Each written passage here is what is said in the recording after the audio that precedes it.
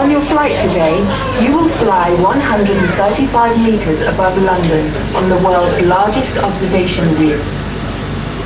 If at any point during the flight you require assistance, please press the emergency button located on either side of the capsule.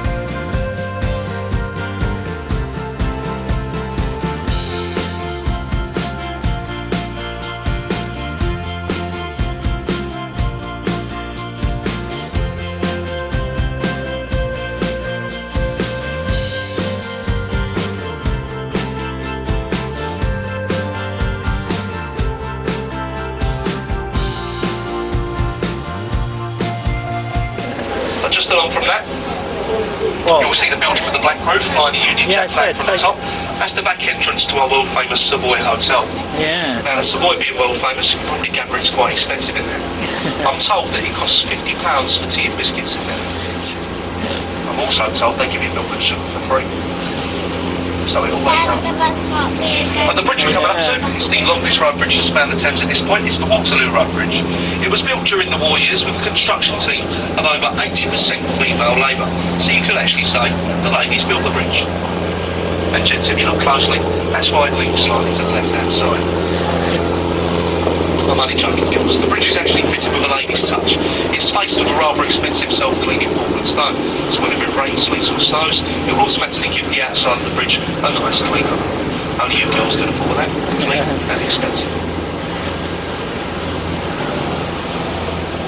The tall buildings up ahead. As we come through the bridge, look to your left-hand side, and you'll see the building with the green dome in the centre behind the trees there. That's Somerset House. It was originally built as a palace for the Dukes and Earls of Somerset. And it changed hands and was turned into where we kept the records of all births, deaths and marriages in this country, the headquarters for our Registrar General. It was once known as the Atcham, Matcham and Dispatcham part of town. But now they do over there, of course, folks, believe me, is Catcher. Yeah. It's owned by your friend of mine, the Inland Revenue, the old taxman. To your right hand side, you'll see it's pretty self-explanatory. It's telling you at the moment on the flashing billboard, such as Lord Asquith, Sir Anthony Eden, Sir Winston Churchill, and of course myself before going to Brixton Comprehensive. If you believe that, you'll believe anything.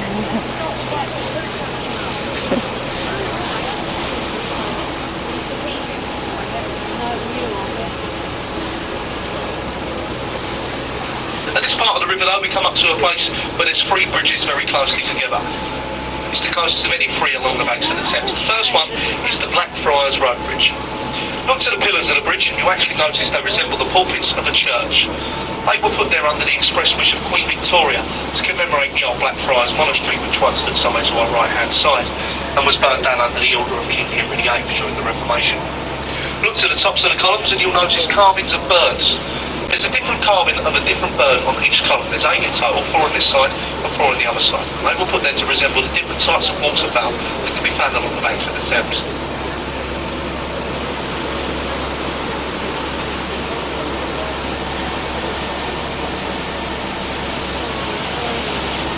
But St Paul's actually stands 365 feet high. It's said to be a foot for every day of the year. The foundations of St Paul's are only 4 foot deep and the dome weighs 64,000 tonnes. It's the second largest unsupported cathedral dome in the world, the largest being that on St Peter's in the Vatican City of Rome. If you visit St Paul's, written on the designer Sir Christopher Wren's tomb in Latin are these words: "If you seek my monument, look about you." Wren designed over 50 churches and cathedrals in the city, and of course was his masterpiece. But to your right hand side, you'll see the thatched roof building behind the trees there. That's the New Globe Shakespearean Playhouse Theatre. It was started by a gentleman called Sam Wanamaker. He was an American playwright and producer. It took him years to raise the funds and get the planning permission for the project, but sadly he died a couple of years before its completion. So his daughter, the actress, Zoe Wanamaker, you may know her from programmes like Love Hurts and My Family, she took over the project and it was opened 9 years ago this summer. The bridge we're coming up to is the Southwark Road Bridge. It's the least used and loneliest of all of London's road bridges, that being because the approach roads to the bridge are so hard to find. If you do actually see anyone walking across the bridge, give them a wave because they're probably lost. There's a royal charter up on them steps and they can never ever legally be removed, and the green gates at the top can never ever be locked to allow watermen and lightsmen to pass through them freely. But as we break through the bridge, look ahead of us to your right and you'll see coming into view one of the oldest taverns on the banks of the Thames, the Anchor Bankside. Parts of that building are over 800 years old, and that's where Shakespeare and his players used to get changed before going to act out plays in the Old Globe Playhouse Theatre, which once stood somewhere behind it in Park Street. It's also where Samuel Pepys, the London diarist, sat in the attic and wrote his accounts during the Great Fire of London. The bridge we're coming up to is the Cannon Street Railway Bridge, but look to your left and you'll see the Cannon Street Railway Station. Notice the 2 twin Victorian towers up there. Before the war there was a lovely green glass dome that used to span between them 2 towers and access the roof of the station. And when the war broke out, the powers to be decided to take that glass dome down so it wouldn't get damaged. They took it down paint by paint and shipped it off to a warehouse somewhere to your right hand side for safekeeping. Well, you can probably gather what happened. The station was never touched. The warehouse was blown to pieces. The station lay roofless for years until such time as they had a wonderful idea to build a block of offices on top of it. And as we come through the bridge to the other side, folks, take a second glance up to it and you'll notice how beautifully it blends in with the old Victorian brickwork. From that to your left, you'll see the white building? That's Mondale House, headquarters for BT, British Telecom. That building was actually designed to look like a fax machine. I think it looks like the keyboard of an old abstract computer, but either way, it doesn't look too nice. Prince Charles actually said that was the ugliest looking building in the city of London, and he'd been an expert on ugly things. He's just married one. Church, that's the Southern Cathedral. That's where Sir John Harvard, the founder of the Harvard University of Massachusetts, was in fact baptised. He was the son of a local butcher. It's also where William Shakespeare's younger brother Edmund is in fact buried. Not many people know William Shakespeare had a younger brother, but he did. He's dead, and he's buried in there. The bridge we're about to pass beneath is the fourth bridge to span this site, the New London Road Bridge. The first bridge fell down, the second bridge burned down, the third bridge was falling down, so we sold it to our good friends, the Americans.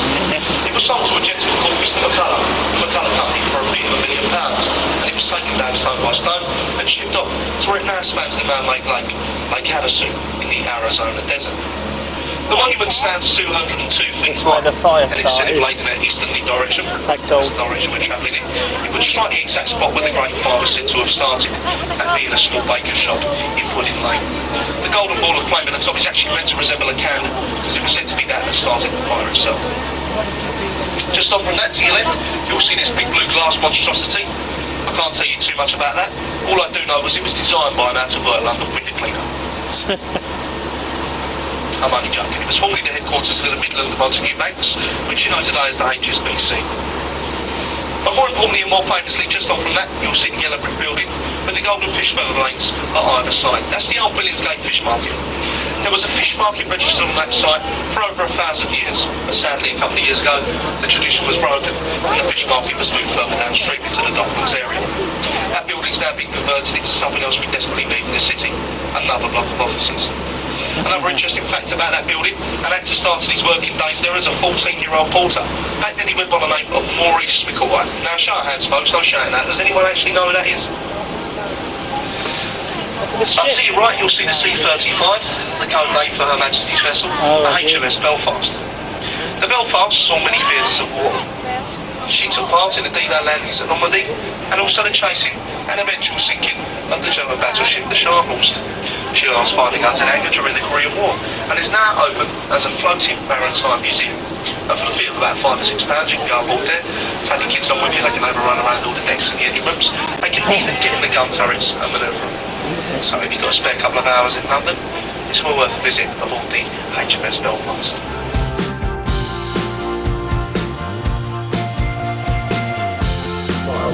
So from here, if you wanted to, you could hit Croydon.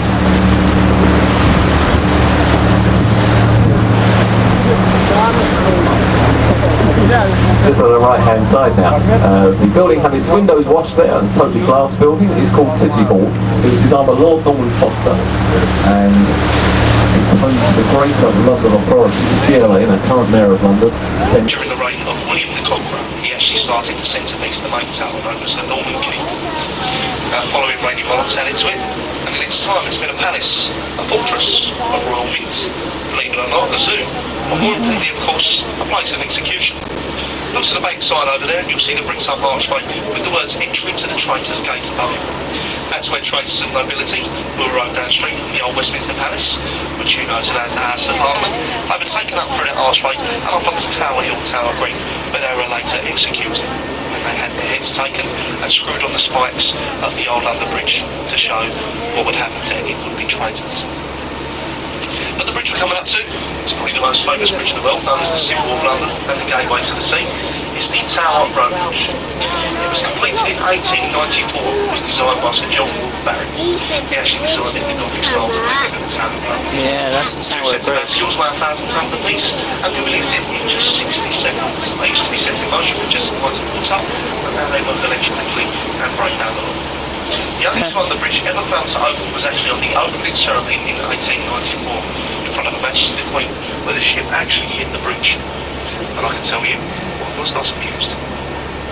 But there's an old tradition on the Thames boat, it goes a bit like this. It's said that before passing beneath the Tower Bridge, if you was to give someone up on the bridge a wave, come on folks, don't be shy, everyone join in, give them a wave on there. Everyone give them a wave, come on. Come on, even you to my right, don't be boring, go on, give them a wave. Is anyone waving back? Yeah? Said to be extremely unlucky. I want to see Well, that folks, ship go as we up. pass through the city of London, the Square Mile City, and we've now entered the part of town known as Docklands. And this is where Mr. Barrett and all his friends have been buying up all the old wharves and warehouses and converting them into luxury apartments. So I'm going to conclude the commentary at this point until we get to Greenwich. So everyone enjoyed it, yeah?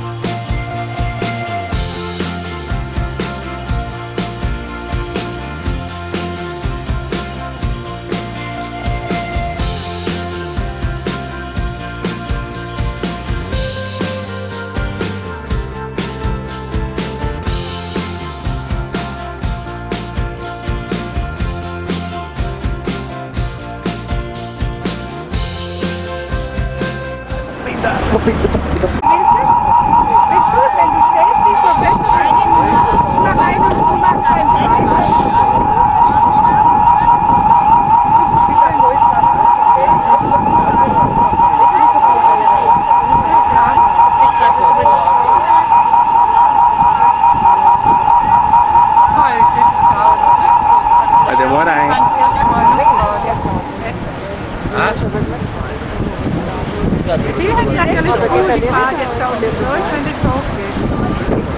Esse impacto.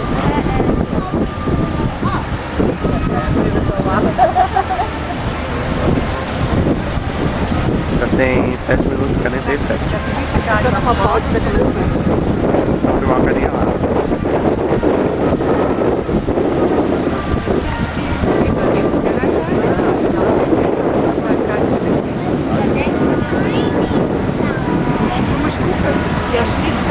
Entweder in 2 Teilen.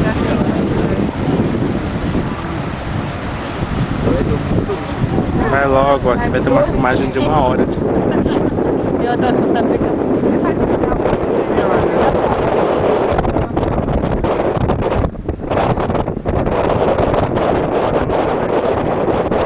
Cada pausa. Vai, vai.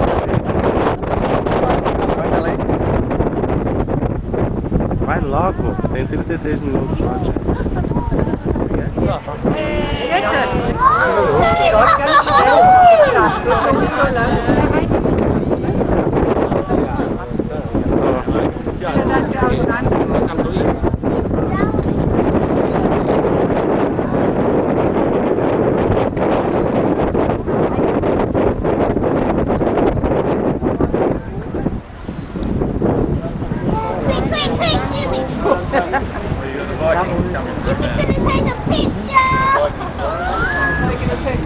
Mas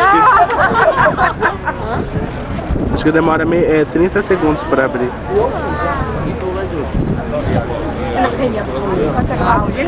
Nee, ich möchte es gerne mit dem Schiff machen. Ah ja. Weil die war ja nicht ganz auf, da bleibt sie schräg standen.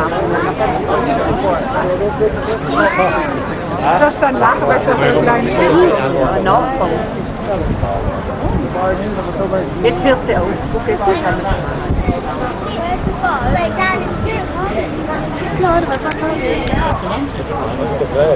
Jetzt kommt's. Kommt. Die rudern ja selber.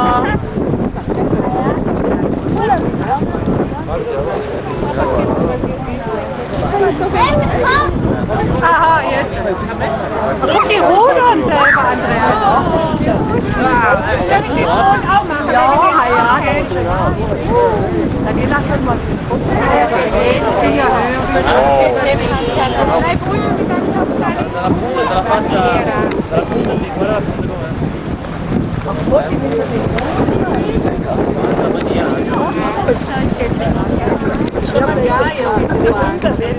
Das ist schon was.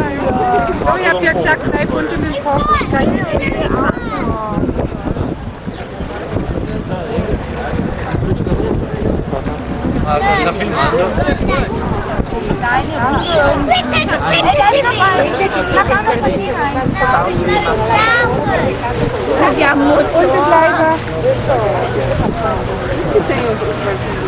So, jetzt geht sie wieder runter. Wahrscheinlich.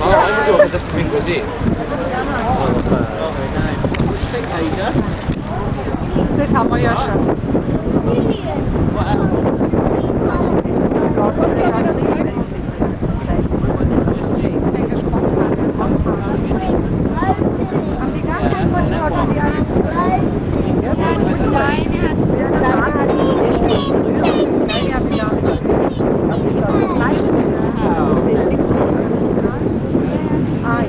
Aber das hat sie nicht. Jetzt mal sehen, ob sie es. Der hat gesagt, es kommt wieder. Ja, jetzt lässt er es wieder hoch. Lässt er musst du gucken, wenn die Gitter aufgehen, wenn die Autos. Ó, tá filmando lá o portão. Vai abrir. Das erste Auto, wo da drüber geht, hat den Mutprobe, gell? Der erste Fuß. Jetzt könnt ihr ja mal drüber laufen und gucken, ob es hält. Nee, wir bleiben da, bis es wieder aufgeht. Wir lassen uns gar nicht wieder. Wir lassen das, bis es wieder hochgeht. Da kann er hat gesagt, freitags machen sie das, dann werden sie den Verkehr von selber ein bisschen zurückschrauben. Ah ja, das war ein Witz, das kann er nicht machen. Ja, das ist nicht aufgemacht, wie das ist. Noch nicht.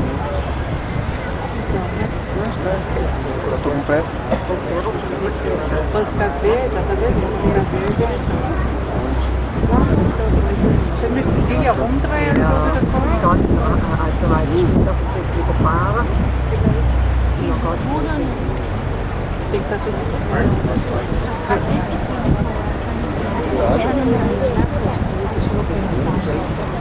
Abre logo o portão. Ah ja, alle, wo die Tickets lösen, lesen das ja. Já foram 7 minutos. 7 minutos? Tá, tem 29 de vídeo. De bateria. Ah ja, die ist ja gesehen. Stand by bridge staff opening road traffic gates. Traffic is reminded to wait for a green signal before proceeding. Wait for a green light. Wait for the green light.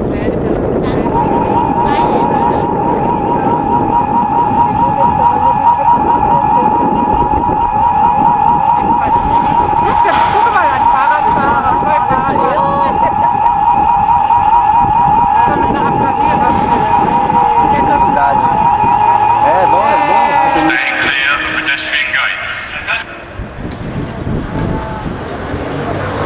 Die Autos sind